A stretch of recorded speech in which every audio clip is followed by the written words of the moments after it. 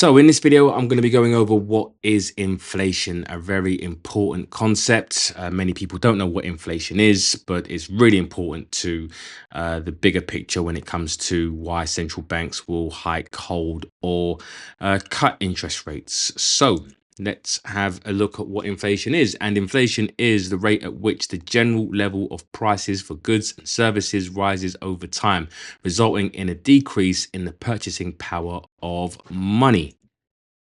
And there are four key concepts of inflation. So the first one is price decrease. So inflation means that on average, things cost more than they did before. For example, if inflation is at 3%, something that costs $100 last year now costs $103.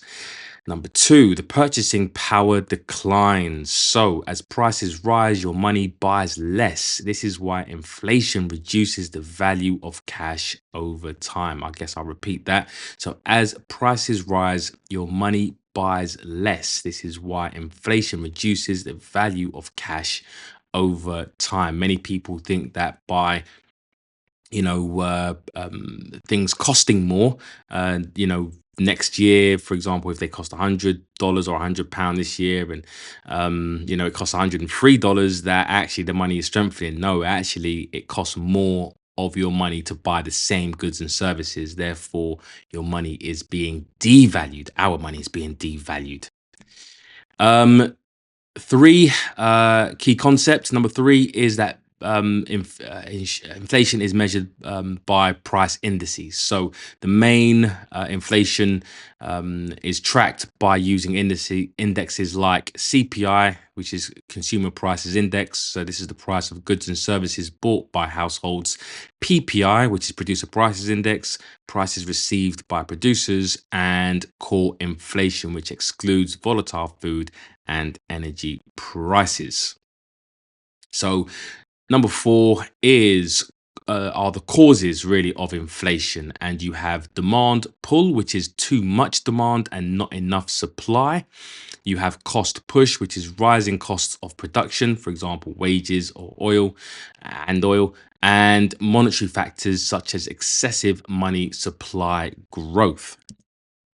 And why inflation matters. So, moderate inflation, for example, 2%, is seen as healthy by central banks. It encourages spending and investment. Now, high inflation erodes savings and disrupts planning and hurts fixed income households.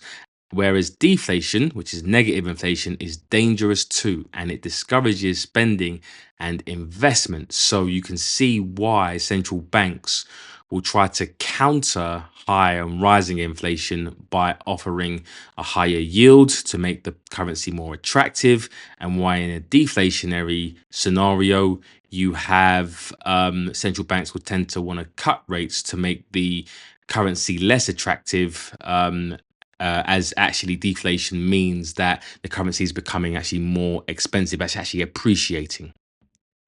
So an example of this is if your salary stays at $50,000, but inflation is at 5%, your real income has effectively fallen. You can now buy 5% less with your money than before.